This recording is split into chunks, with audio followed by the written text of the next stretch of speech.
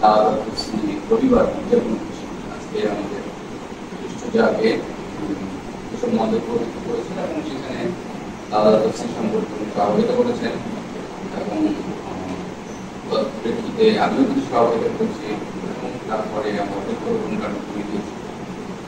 তাহলে আমরা প্রতি বছর সেপ্টেম্বর মাসে হচ্ছে সিজন অফ ক্রিয়েশন উদযাপন করি এবং এই একটা রবিবারে আমরা সানডে পালন করি। আমরা সকলে জানি যে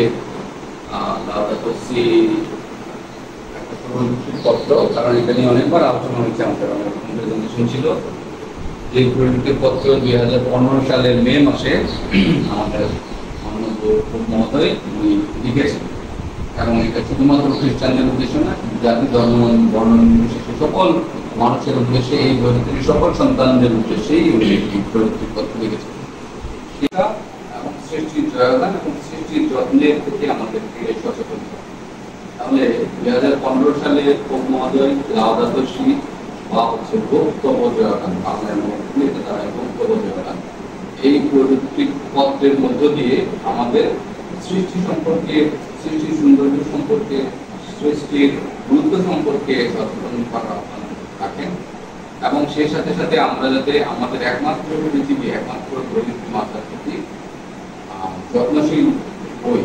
আমরা যেভাবে ধরিত্রীকে কষ্ট দিচ্ছি সেখান থেকে বিরত থাকি, অপরিকল্পিত যথেচ্ছাচার করছি সেখান থেকে বিরত থাকি এবং আমাদের যে সীমাহীন লোভ সেটা নিয়ন্ত্রণ করে যাতে আমরা ধরিত্রী মাতার এই বিষয়টা আমাদেরকে এই বাণীর মধ্য দিয়ে দিতে চেয়েছে।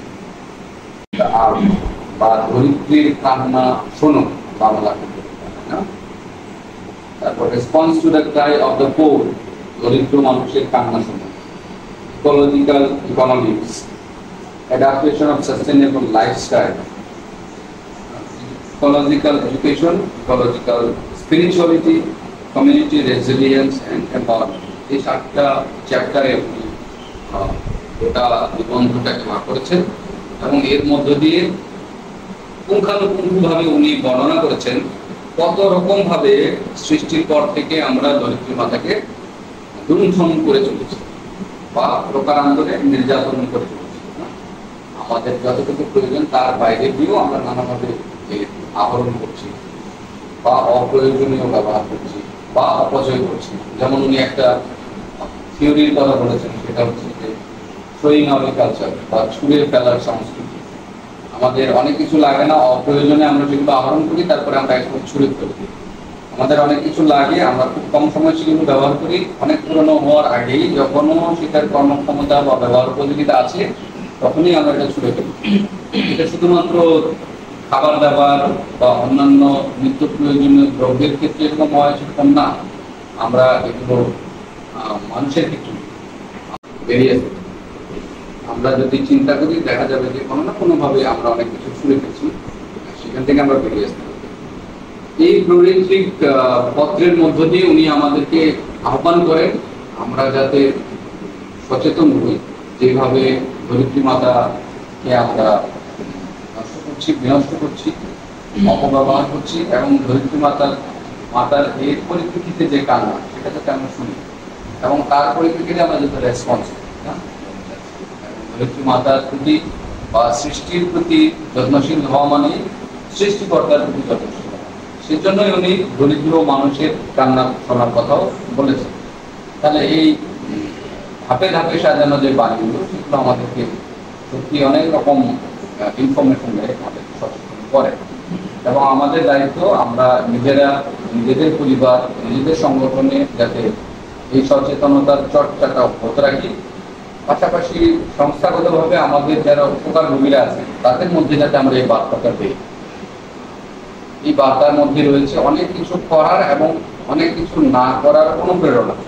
যেমন এখানে বলা হয়েছে যে আমরা যাতে অহেতুক অপচয় না করি, আমরা যাতে অহেতুক ইলেকট্রিসিটি ব্যবহার না করি, অহেতুক প্রিন্ট না করি, অপ্রয়োজনীয় জিনিস কেনাকাটা থেকে বিরত থাকি, কারণ সেটা আরেকজনের সম্পর্কে পড়াশোনা করতে পারি, এনভায়রনমেন্ট সম্পর্কে পড়াশোনা করতে পারি, কিভাবে আমরা মাতার আরেকটু সেবা দিতে পারি সেই সম্পর্কে পড়াশোনা করতে পারি। পাশাপাশি আমরা বৃক্ষরোপণের মতো বা আমাদের ফুসফুসকে আরো শক্তিশালী করার জন্য যে কার্যক্রম সেগুলো করতে পারি। আমরা ময়লা আবর্জনা ফেলে যেরকম ভাবে পরিবেশ দূষণ করি সেই থেকে বিরত থাকতে পারি।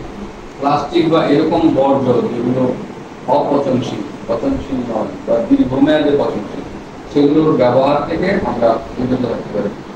আমাদের ছেলে মেয়েদেরকেও আমরা আমাদের পরিবেশ সম্পর্কে সচেতন করতে পারি, অপচয় করা থেকে বিরত থাকার শিক্ষা দিতে পারি।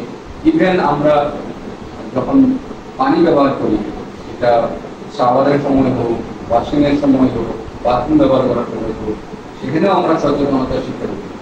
তাহলে কিছু ছোট ছোট কন্ট্রিবিউশন যেখানে আমাদের সকলের দায়িত্ব আছে কিছু না কিছু করার এই প্রযুক্তির মাধ্যমে। হয়তো আমরা অনেক বড় কিছু করতে পারবো না, কিন্তু সবার এই ছোট ছোট কন্ট্রিবিউশন, যেরকম কি বলা হয় ক্ষুদ্র ক্ষুদ্র বালকণা বিন্দু বিন্দু জল গড়ে তোলে আমাদের স্বাগত। আমরা এই ছোট ছোট কন্ট্রিবিউশন দিয়ে আমাদের এই ধরিত্রী মাতাকে আরেকটু স্বস্তি দিতে পারি, তা সরিয়ে আমরা যাতে এই পৃথিবীকে আরেকটু বাসযোগ্য করে যেতে পারি আমাদের পরবর্তী প্রজন্মের। এই পৃথিবী পরিবেশ সুন্দর করে আমরা যাতে আমাদের পরবর্তী প্রজন্মকে আরেকটু সুস্থ সুন্দর বাসযোগ্য পৃথিবী দিয়ে যেতে পারি, সেজন্য আমাদের সকলের আসলে দায়িত্ব আছে। এবং সেগুলো অনেক অংশে মনে হয় অনেক বড়, কিন্তু আমরা অনেক ছোট ছোট উদ্যোগ নিয়েও আমরা অনেক বড় কন্ট্রিবিউশন একসাথে।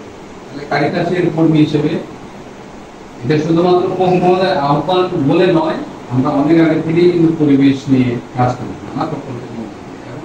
আমাদের অনেকগুলো মটোর মধ্যে এনভায়রনমেন্ট একটা মত, আমাদের অনেকগুলো ভিশনের মধ্যে বা হচ্ছে প্রায়োরিটির মধ্যে পরিবেশ অন্যতম একটা প্রায়োরিটি, আমাদের 6টা লক্ষ্যের মধ্যে পরিবেশ অন্যতম একটা লক্ষ্য। তাহলে সেই হিসেবে আমরা চেষ্টা করব যাতে এই সৃষ্টির যে সৌন্দর্য, সৃষ্টির যে মাহাত্ম্য বা গুরুত্ব এবং সৃষ্টিকে বা এই ধরিত্রী মাতাকে যত্ন নেওয়ার যে গুরুত্ব, সেই বিষয়ে আমরা যাতে আরেকটু অনুধাবন করতে পারি, সেটা যাতে আমরা ধারণ করতে পারি, লালন করতে পারি এবং প্রয়োগ করতে পারি আমাদের ব্যক্তিগত, পারিবারিক, প্রাতিষ্ঠানিক, সামাজিক এবং রাষ্ট্রীয় কর্মকাণ্ডে। অংশীদারদেরকে আহ্বান জানাবো আমরা যাতে আমাদের ধরিত্রী মাতার প্রতি যত্নশীল হই, নিজ নিজ অবস্থান থেকে ধরিত্রী মাতার জন্য উপশম হবে, তার জন্য স্বস্তিদায়ক হবে, আরামদায়ক হবে, সেরকম কিছু করার চেষ্টা করব।